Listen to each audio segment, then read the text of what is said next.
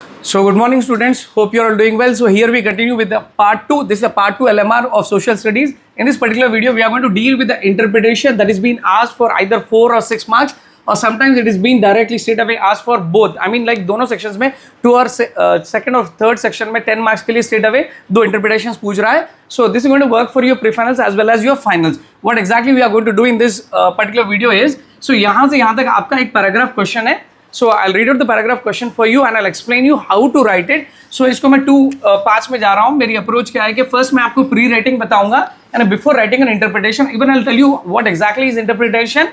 I'll tell you when we come here, interpretation क्या चीज़ होती है. तो pre-writing, before writing an interpretation, what one has to do, and then ये क्यों करना चाहिए? It is very essential क्योंकि this is not an answer that you memorize and just reproduce it. When you look at a question, आपको exam में कोई question आ रहा है, explain the climate control of India, climate controls की बात हो रही है, तो आपने 4 फैक्टर्स इसके पढ़े, डायरेक्टली आते अब क्वेश्चन मिला लिख दिए, तो ये वैसा नहीं होता है.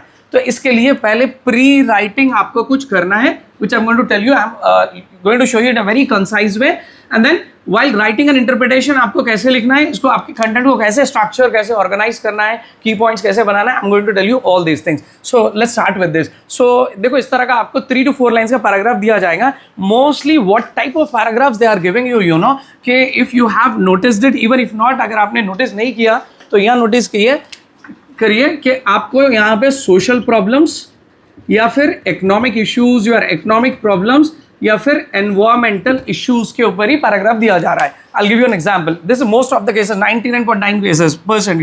Social situations, problems क्या दे रहा है, जैसा कि for example, boys are being given more importance over the girls in terms of education. Yeah, the sex ratio, there are more boys who survive than the females or the girls. So this is a social issue.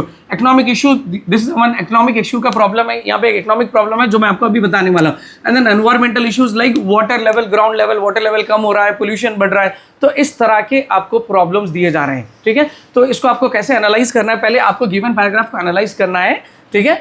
So मैं आपको पहले interpretation term क्या होता है बता दूँ कि interpretation refers to, okay, can somebody tell me what is interpretation? Interpretation refers to explanation in your own words.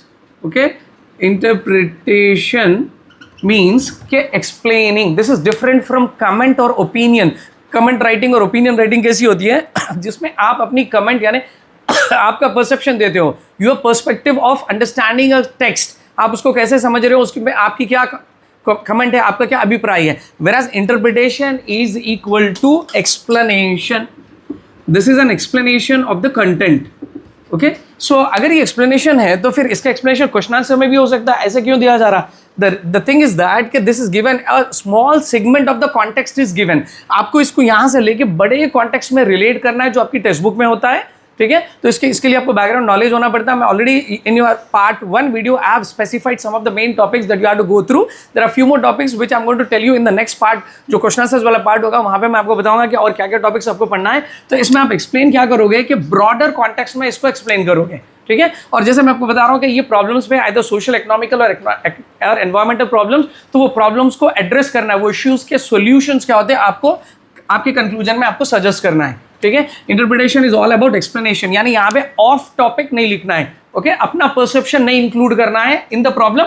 Your perception can be there only in the conclusion, in the solution to address the issue, right. So let's come back. तो pre writing में हमको क्या करना है? First we have to read the given text. It hardly comprises of 3 to 4 lines. And how many times do I need to read it? Twice.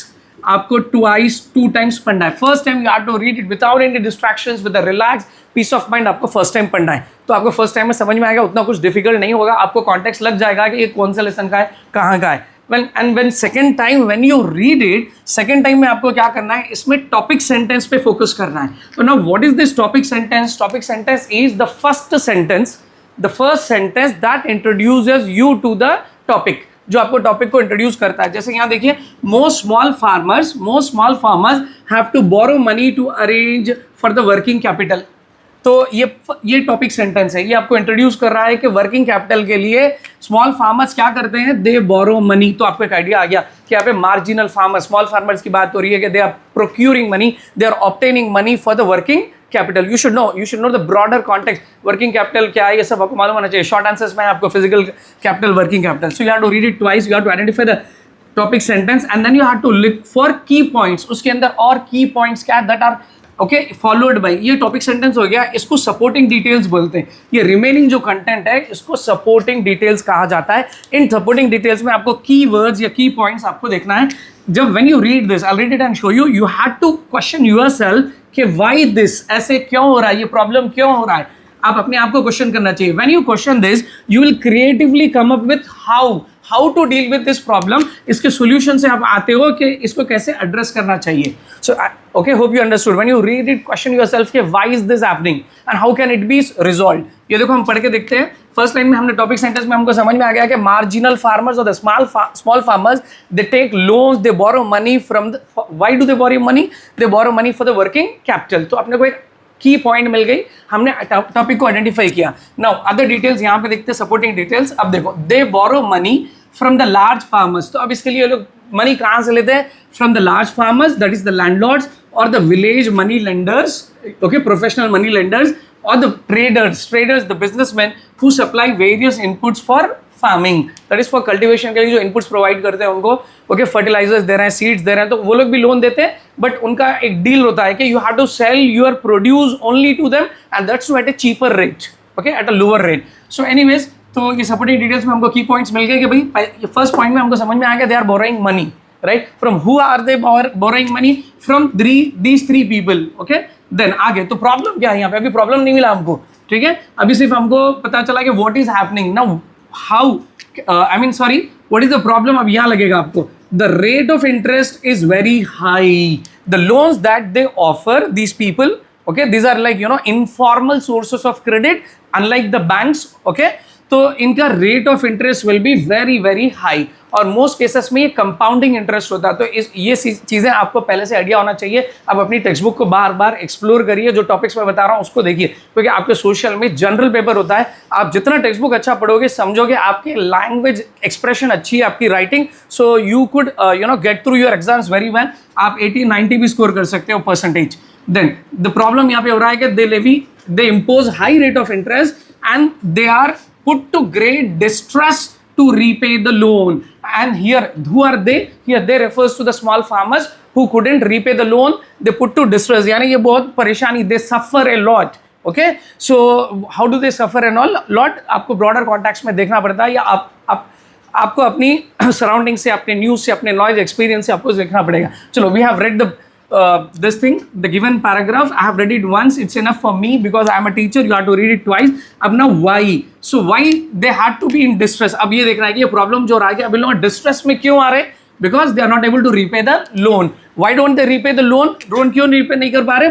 Rate of interest बहुत high है, okay, जो actual amount है उससे काफ़ी ज़्यादा, यानी many a times rate of interest will be more. समझ में आ रहा है? देखो मैं कह रहे कैसे क्वेश्चन कर रहा हूँ यहाँ पे। प्रॉब्लम क्या है कि they have been in great distress. Often we come across के मोस्ट फार्मर्स, अक्सर क्या होता है कि when they don't repay the loans they commit suicides, okay, news हम we hear and we read that. तो ये डिस्ट्रेस क्यों हो रहा कि लोन रीपे नहीं कर पा रहे, रीपे क्यों नहीं कर पा रहे, why? Rate of interest high है। तो ये क्वेश्चन अपने आप से आप पूछना चाहिए। And then when you ask this question initially during the pre writing, आपके लिए बहुत इंपॉर्टेंट है। ये आप अपने ब्रेन को आप क्वेश्चन दे रहे हो कि how to come up with a solution. So while you start writing और ऑर्गेनाइजिंग, कुछ देर में विद इन अ सेकेंड्स और a minute you will come up with a creative idea, how can this be dealt. आप बताइए उसको कैसे deal कर सकते हैं, क्योंकि ये इनफॉर्मल सोर्स ऑफ क्रेडिट है, ये गांव के लोग इस तरह दे रहे हैं। तो इसके लिए government should come forward, they should provide an alternative to this, so that क्या प्रॉब्लम क्या होगा कि लो रेट ऑफ इंटरेस्ट पे मिलना चाहिए,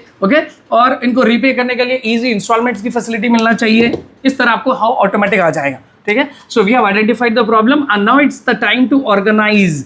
हमारे कंटेंट को ऑर्गेनाइज करना है, ठीक है। तो इसको आप क्या करिए, बिफोर यू राइट इट, आप उसको लिखने से पहले इसको कैसे ऑर्गेनाइज करना है। First we are going to write intro, ये 3 हेडिंग्स में आएगा। Introduction, don't write intro, complete लिखना है। I will show you how to write introduction, फिर आप इसका इंटरप्रिटेशन लिखोगे, explanation and then solution. You will summarize it. ये देखो कि इंट्रो में हम क्या लिखेंगे, will briefly state the topic को briefly, no need to you know word for word नहीं लिखना है, 1 और 2 सेंटेंसेस में आपको ब्रीफली लिखना है एंड इसकी रिलेवेंस बताना है कि how is it related to, because you know farming community is regarded as the backbone of India's economy. India is still an agricultural country. तो ये ब्रीफ इंट्रो देना है, पूरा वर्ड टू वर्ड नहीं लिखना है, थोड़ा सा इंट्रो टॉपिक को देना है। देन इंटरप्रिटेशन, जब एक्सप्लेनेशन लिखते हो तो आपको इसके मेन की पॉइंट्स को लिखना है इन द ब्रॉडर कॉन्टेक्स्ट, यानी ये सेंटेंसेस को उठा के आपने पॉइंट्स में लिखा नहीं। Anyways I hope you are catching up with me कि आपको पॉइंट्स में लिखना है and point should be in the broader context में आपको लिखना है। कैसे लिखना है मैं आपको अभी बताने वाला हूँ very soon. And then when it comes to the conclusion, आपकी जो लास्ट एडिटिंग होगी वहाँ पे आपको आपके जो मेन पॉइंट्स है इस इंटरप्रिटेशन के, not again into the intro, उसको आपको ब्रीफली समराइज करना है। Okay, brief summary you have to give and then finally you have to address the issue. यहाँ पे जो प्रॉब्लम है उसको कैसे एड्रेस करना चाहिए, उसको सोल्यूशन सजेस्ट करना चाहिए। ठीक है, so now let's see how to effectively organize an interpretation को हम इफेक्टिवली कैसे ऑर्गेनाइज करते हैं, ये देखते हैं। The very first thing, as I told you, would be your introduction and then followed by interpretation and conclusion. Okay, so introduction में क्या होना चाहिए, you have to restate the topic in a very brief manner. उसको ज़्यादा elaborative descriptive नहीं लिखना है। Okay, सारे उसके points cover होते हैं। देखो यहाँ पे हमने कैसे उसको एकदम crisp में concise way में present किया कि the given paragraph speaks about and you have to introduce it in this way. ये off topic नहीं है। Okay, यानी topic से हटके नहीं है। The given paragraph speaks about or the given paragraph discusses about. This is the way you have to start. Okay, so it speaks about what, how the marginal farmers, that is small farmers, question में वहाँ पे small farmers दिया गया था, उसको marginal farmers भी कहा जाता है। देखो इसको interpretation कहते हैं। interpretation का मतलब होता है you have to explain in your own terms rather than writing word for word in the what is given in the question। आपको अपने own words में आप कैसे interpret करते हो, एग्जामिनर ये देखना चाह रहा है, इसीलिए आपको 6 मार्क्स दिए जा रहे हैं। So this paragraph talks about or speaks about how the marginal farmers obtain their money, okay, to arrange for the working capital, यानी वर्किंग कैपिटल के लिए अपने पैसे कैसे और ऑब्टेन करते हैं, तो कैसे करते हैं आप बताइए। They take loans, okay, they take loans of high rates, okay, high rates of interest. तो ये हाई रेट्स ऑफ इंटरेस्ट पे लोन लेते हैं and then face several hardships, समझ रहे हो ना। देखो इन 2 लाइंस में सारा आपका पैराग्राफ का जिस्ट यहाँ पे आ चुका है, ये इंट्रो है। ठीक है, आगे जाते हैं। एंड वन मोर थिंग कि देन एंड देयर जब भी आपको कोई कीवर्ड्स यहाँ पे हाईलाइट करना है तो using a pencil you can highlight the keywords. Okay, so I am not going to do, maybe मैं तो आपको एक्सप्लेनेशन के लिए सभी हाईलाइट कर रहा हूँ, आप कुछ कीवर्ड्स लिख लेना है, अंडरलाइन करना है। Now interpretation must be in the points, introduction not necessary, क्योंकि इससे ब्रीफ इंट्रोडक्शन, उसमें पॉइंट्स की जरूरत नहीं है। अगर कंक्लूजन में आपके पास 2-3 पॉइंट्स अगर हो सकते हैं जहाँ पे आपकी पॉइंट चेंज हो रही है, विल सी, तो वहाँ भी आप पॉइंट्स लिख सकते हो, otherwise it can be also in a single para.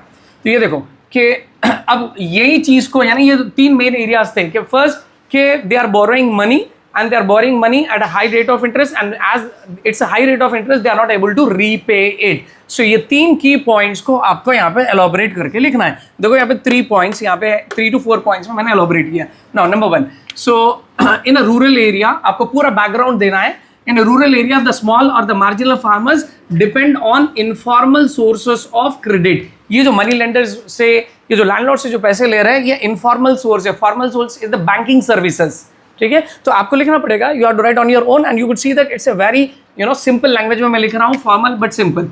They take loans, okay, so they depend on the informal sources of credit. तो informal sources of credit क्या है? They take loans from the landlords, traders or money lenders at a high rate of interest. This loan amount is used to buy. अब ये rate of interest, ये जो पैसे ले रहे हैं इससे क्या करते हैं? This loan amount is used to buy. I did not write it, मेरे पास space नहीं है। This loan amount is used to buy farming inputs. Okay, farming inputs, उनके पास seeds, fertilizers, tractors, जो भी चाहिए वो उसके लिए ये लोग पैसे लेते हैं। ये आपका first sentence हुआ। ठीक है, सो अब इससे प्रॉब्लम क्या हो रहा है यहाँ पे नेक्स्ट में आपको स्टेट करना है। हाउएवर, देखो ये हाउएवर ये जो वर्ड है इसको कहा जाता है ट्रांजिशनल वर्ड्स और ट्रांजिशनल फ्रेजेस। एज ऑफ ये तो वर्ड है, कभी फ्रेजेस भी होते हैं, 2-3 वर्ड्स होते हैं, जैसा in addition to these, besides these, तो उसको फ्रेज कहा जाता है। और ये सिंगल वर्ड है। Transitional words for the smooth transition, यानी कनेक्टिविटी बताने के लिए, लिंक, स्पाइरल लिंक बताने के लिए, this point how is it connected to, ये आइसोलेटेड पॉइंट्स नहीं होते हैं। So, however, these loans, तो देखो these here refers to the subject previously spoken about, कि these loans, यहाँ पे जिस लोन के बारे में बात की गई उसको यहाँ पे हम कनेक्ट कर रहे हैं। ओके, ये कनेक्टिविटी होना जरूरी है। However, these loans often come with high rate of interest. That is, वो rate of interest high का मतलब क्या है? That is the borrower, the farmer is a borrower. Now you can use a different simple term borrower, इतना तो आप लिख सकते हो। Okay, borrower has to repay huge sum, a large amount of money than he originally borrowed. Actually उसने जो बोरो किया उससे ज्यादा देना पड़ेगा, तो आपको एक्सप्लेनेशन में लिखना है, दिस इज योर एक्सप्लेनेशन। यहाँ पे आपको डिटेलिंग देना है। ठीक है, सो अब इससे प्रॉब्लम क्या होगा कि ज्यादा पैसे देना है तो this often puts them into distress, that is suffering. They are going to suffer for this, they are going to face hardships because they can't pay it more than what was borrowed, they had to pay. Okay, so और इसमें कुछ cases में क्या होता है, in certain cases, in some cases, okay, in case of crop failures, क्योंकि crop failures okay most often होते हैं क्योंकि हमारे पास में उतनी टेक्नोलॉजिकली डेवलप्ड ओके क्रॉपिंग नहीं होती है, we are mostly dependent on the rain, still seasonal rains पे हम डिपेंड होते हैं. So in case of crop failures either due to droughts और फ्लड्स, किसी भी वजह से फेलियर क्रॉप जब हो जाता है तो the farmers go bankrupt, farmers bankrupt हो जाते हैं. What does it mean by bankrupt? Bankrupt in the sense they are no more in a position to repay. अभी रीपे नहीं कर पाते, ना तो ओरिजिनल अमाउंट दे पाते ना रेट ऑफ इंटरेस्ट, तो उसको बैंकरप्ट, गोइंग इनटू बैंकरप्सी कहा जाता है, बैंकरप्ट. ठीक है. So I been a teacher, I'm familiar, many of you may be familiar or you have a good English, so you can use that words. या फिर आप ऐसा लिखिए कि they couldn't pay any more, आप ऐसे कर सकते हो. समझ में आ रहा है? देखो कनेक्टिविटी कैसे आई, पहले हम बता दिए कि ये लोग कहाँ से पैसे ले रहे हैं और क्यों ले रहे हैं. फिर वो पैसे में प्रॉब्लम क्या है कि वहाँ पे रेट ऑफ इंटरेस्ट ज्यादा है, ये पे नहीं कर पाते. when they don't pay they go bankrupt. there will be a condition जब क्रॉप फेल्यूर हो जाता है. देखो crop failure was not given, तो आपको ब्रॉडर कॉन्टेक्स्ट में आपको लिखना है, आपकी क्रिएटिविटी थोड़ी सी आप लगाना है कि क्या पॉसिबिलिटीज हैं. देन अभी इसको फर्दर आप इस पे स्ट्रेस कर रहे हो, एम्फोसाइज कर रहे हैं. We quite often come across the news of farmers ending up their lives in the sense committing suicides. Okay, so we often hear or read in the news that most of the farmers in such situations they are committing suicides. Why? Because they couldn't repay the borrowed amount compounded with huge interest. क्योंकि वो borrowed amount को repay नहीं कर पा रहे, क्योंकि वो borrowed amount तो छोटा था but compounded with huge interest. इसको तेलुगु में चक्रवड्डी बोलते हैं. ओके, हिंदी में मिट्टी की मिट्टी बोलते हैं ना, इंटरेस्ट पे interest compound interest. It was there in the mathematics in your grade 8th. ठीक है. So this is the reason, ये पूरा अपन बता दिए लोन लेने से, लोन क्यों लिया जा रहा है, लोन के प्रॉब्लम क्या है और उसके इम्पैक्ट्स क्या होते हैं. सोल्यूशन नहीं, सोल्यूशन कंक्लूजन में आएगा आपका. ओके, सो अब यहाँ पे देखिए सोल्यूशन के लिए अपन अर्जेंसी क्रिएट कर रहे हैं यहाँ पे पहले कि you have to try to create the significance of the topic. आपके कंक्लूजन में there is an urgent need, that is an immediate need to address the above cited subject. Above cited यानी एफोर मेंशन, मैं letter में भी लिखाता हूँ इस तरह formal letters में, तो ऊपर जो सब्जेक्ट बताया गया इसको immediately it has to be addressed. Okay, क्यों? Since agriculture is regarded as the backbone of India's economy. हमारी इकोनॉमी की बैकबोन इसको समझा जाता है. India is still an agricultural country, तो इसको जल्दी से आपको एड्रेस करना पड़ेगा इमीडिएटली. अब इसको कौन एड्रेस करेगा, हु कैन डू इट? ये इंडिविजुअल यहाँ पे कॉन्ट्रीब्यूशंस नहीं चलते हैं. ओके, सो यहाँ पे government has to step in. तो the state and the central government should take measures, should take necessary steps or the measures. These are very common phrases. You all may be familiar from your 7th onwards. You'll be writing this. कि government should take measures for what? To provide loans at a reasonable. अब ये लोग क्या करना चाहिए कि आके इनके लोन को रीपे करना नहीं है, आगे ये फ्यूचर में प्रॉब्लम नहीं होना है. ओके, अब फ्यूचरिस्टिक व्यू से क्या बता रहे हैं कि गवर्नमेंट क्या करना चाहिए, रीजनेबल रेट ऑफ इंटरेस्ट जो एफोर्डेबल है, ये लोग जितना दे सकते हैं उतना रेट ऑफ इंटरेस्ट लगाओ. और हैसल फ्री का मतलब होता है collaterals. When you go and buy कि यहाँ प्रॉब्लम क्या है कि ये इनफॉर्मल जो सोर्सेज ऑफ क्रेडिट है, लैंडलॉर्ड्स एंड ऑल, ये बिना किसी सिक्योरिटी के वगैरह से, विटनेस के बिना ये पैसे देते हैं. जस्ट डॉक्यूमेंट रखते हैं, आपकी लैंड का डॉक्यूमेंट और वर्ड. लेकिन अब बैंक्स को अब जब जाते हो तो you have got a long procedure. You have to get witnesses, you have to get so many things. Okay, previous आपके ट्रैक रिकॉर्ड्स लेकर आना, आपके वो डॉक्यूमेंट्स, आपकी आइडेंटिटी प्रूफ्स एंड ऑल, तो वो सबसे ये लोग वहाँ नहीं जाते बैंक्स को. तो इसलिए हम बोल रहे हैं कि हैसल फ्री रहना चाहिए, and smoothly easily they should be easily given the loans.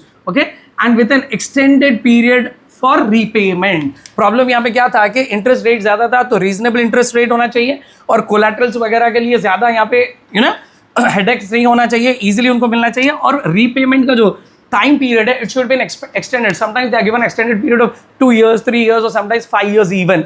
Okay, it depends. तो इस तरह इनको easily loans available होना चाहिए. अगर ऐसा किया जाता है तो this would surely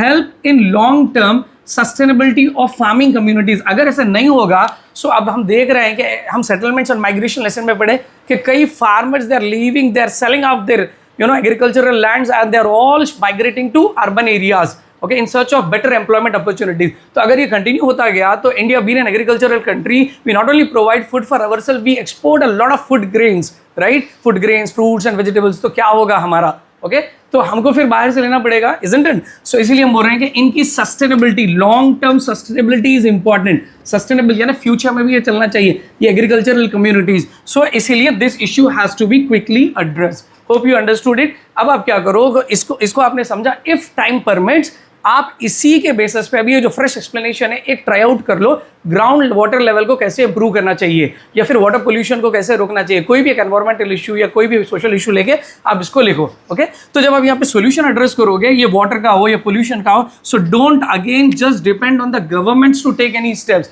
even every individual has to contribute, they have to take, okay, significant उनका अपना रोल होता है, की रोल, क्योंकि it is the individuals who pollute, not always the government. Individuals अपने लेवल पे या फिर कोई कॉर्पोरेशंस या फैक्ट्रीज है, तो every individual has to contribute to fight to combat the pollution. उसको यहाँ पे लिखो, ये डिटेल्स दो, ओके।